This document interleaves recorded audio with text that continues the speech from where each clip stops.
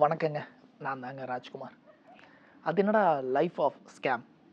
நம்ம லைஃப் ஃபுல்லாவே ஸ்கேம்ல தாங்க இருக்கோம். உங்க யாராவது மறக்க முடியுமா? உங்கள ஏமாத்திட்டாங்க, நான் ஏமாந்துட்டேன்.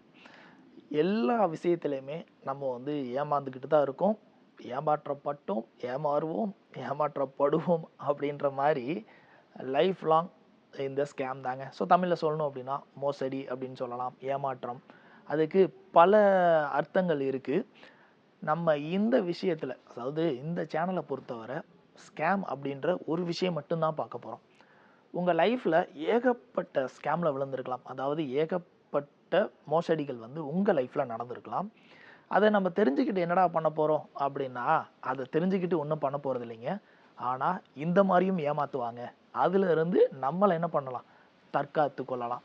ஸோ என்னோட நம்பர் நான் கீழே டிஸ்கிரிப்ஷன்ல கொடுக்குறேன். உங்க லைஃப்ல நீங்க இந்த மாதிரியெல்லாம் ஏமாந்தீங்க, இந்த மாதிரி எனக்கு அதுக்கு இதான் சொல்யூஷன் அப்படின்னு சொன்னீங்கன்னா, அதை நம்ம என்ன பண்ணுவோம், பல பேர்கிட்ட கொண்டு போய் சேர்ப்போம். நம்ம நினச்சிருப்போம், சே நான் தான்டா இப்படி ஏமாந்துட்டேன், என்னை யாரும் இப்படி ஏமாறக்கூடாதுடா அப்படின்ற ஒரு சின்ன விஷயம் தானே. ஆனால் அந்த விஷயத்தை எப்படி நமக்கு தெரிஞ்சவங்கள்ட்ட சொல்லுவோம். டேய் மாப்பிள்ள இது தான்டா, மாமா இது தான்டா, அண்ணா இது தான்டா, தம்பி தான்டா, நான் இந்த மாதிரி ஏமாந்துட்டேன்டா, நீ ஏமாந்துடாதடா அப்படின்னு சொல்லி சொல்லுவோம். ஸோ ஆனால் இந்த உலகம் முழுக்க போய் சேர்க்கணும் அப்படின்னா என்ன பண்ணணும்? கண்டிப்பாக அதை இந்த சோசியல் மீடியா மூலமாக தாங்க பதிவு பண்ணணும். நீங்கள் எல்லாருமே இந்த மோசடிகள் எந்த மாதிரி நான் மோசடியில் சிக்கி ஏமாந்தேன், அதுக்கு இப்படி தான் நான் தீர்வு கண்டேன் அப்படின்றதா கண்டிப்பாக சொல்லுங்கள். எல்லாரும் நடந்து முடிஞ்சதுக்கப்புறம் சொல்லுவாங்க. ஆனால் நடந்து முடிஞ்சதுக்கு உண்டான தீர்வு இல்லைனா மோசடியிலேருந்து தப்பிக்க முடியுமானா தப்பிக்கவே முடியாதுங்க. ஆனால் மேக்ஸிமம் என்ன பண்ணலாம், இந்த மாதிரி இருக்கா அவாய்ட் பண்ணிவிட்டு வெளியே வரலாம்.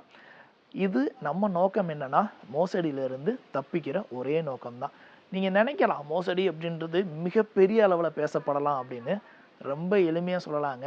நம்ம காலையில எந்திரிச்சதுலேருந்து தூங்குறது வரைக்கும் ஏகப்பட்ட ஸ்கேம்ல இருப்போம். அதாவது ஏகப்பட்ட மோசடிகள்ல நம்ம விழுந்துக்கிட்டே தான் இருக்கோம். எனக்கு சமீபத்தில ஒரு சம்பவம் நடந்துச்சு. ஸோ நான் அத பார்த்தீங்கன்னா, எப்பயுமே ஒருத்தர் பிசினஸ் ரிலேட்டடா நடக்கும். பட் இருந்தாலும் அத ஓப்பனா சொல்ல விரும்பல. அவங்க இப்ப தான் ஒரு கடை ஆரம்பிச்சிருக்காங்க. அத நான் பெருசா சொல்ல விரும்பல. ஆனா என்ன நடந்துச்சு அப்படின்றத மட்டும் நான் சொல்றேன். ஸோ ஸ்கேம பொறுத்தவரை நான் ஓப்பனா சொல்லிட்டேன். இந்த மாரி எல்லா வித மோசடிகள், ஏமாற்றங்கள் என்ன வேணா எடுத்துக்கலாம். அது எல்லாமே பகிருங்க. எல்லார்கிட்டயும் பகிர்வோம். எனக்கு நடந்த சம்பவத்த சொல்றேன்.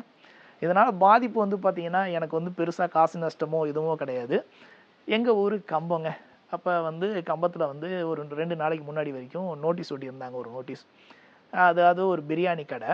அதுல நீங்க 1/2 கிலோ பிரியாணி வாங்குனீங்கன்னா, நாங்க உங்களுக்கு 1/2 கிலோ பிரியாணி தரோம் அப்படின்னு சொல்லி நோட்டீஸ் ஒட்டியிருந்தாங்க. அத எங்க அப்பா பார்த்துட்டு, ஆஹா! அப்படின்னு சொல்லி 2 நாளா, டேய் வாடா போய் பிரியாணி வாங்கிட்டு வருவோம்ன்னு சொல்லி சொன்னாரு. அப்ப நானும் பெருசா கேர் பண்ணல. பட் இருந்தாலும் ஃபர்ஸ்ட் நாள் சொன்னாரு. 2வது நாள் நாங்க அந்த போஸ்ட்ட போய் பார்த்தோம். அப்போ ஒரு லொகேஷன் போட்டிருந்தாங்க. எங்க அப்பா கண்டுபிடிச்சிட்டாரு. இங்க தான்டா இருக்குன்னு.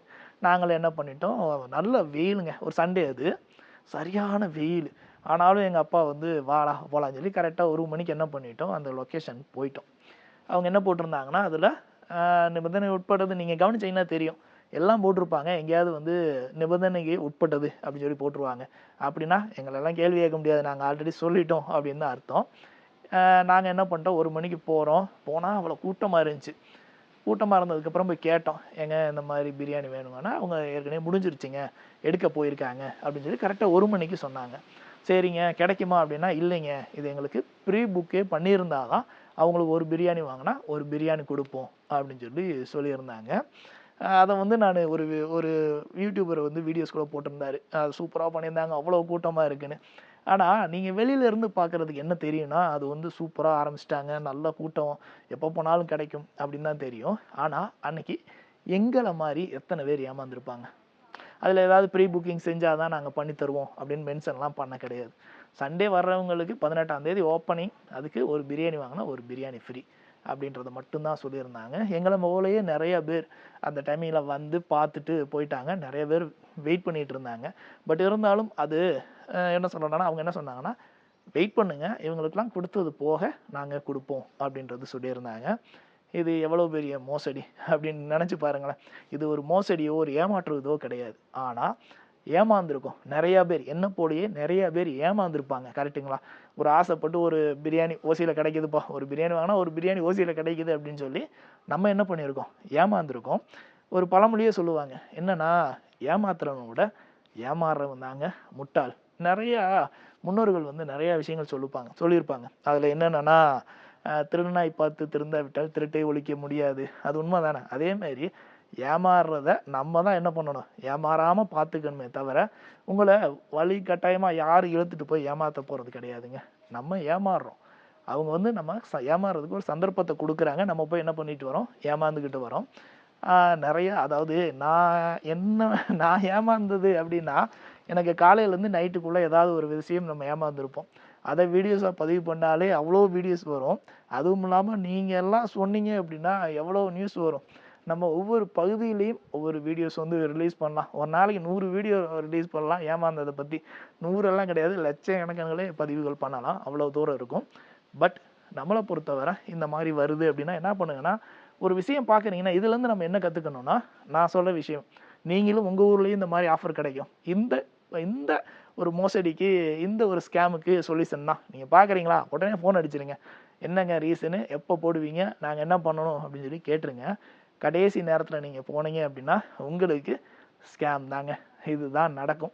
அதுக்கப்புறம் நம்ம வருத்தப்பட்டோ, ஏமாத்திட்டாங்கடா அப்படிலாம் கிடையாதுங்க. நம்ம என்ன பண்ணியிருக்கோம்? ஏமாந்துருக்கோம். அத நம்ம என்ன பண்ணணும்? அடுத்த தடவ நடக்க விடாம பார்த்துக்கணும். ஸோ ஸ்கேம பத்தி நெறைய விஷயங்கள் பேசுவோம். அதிலிருந்து தப்பிக்கிறதுக்கு வழிமுறைகள கண்டிப்பா ப்ரிகேஷனா என்ன பண்ணுவோம்? தடுத்து நிறுத்துவோம். ஓகே ஃபிரெண்ட்ஸ், நாளைக்கு ஒரு ஸ்கேமோட சந்திப்போம். நன்றி, வணக்கம்.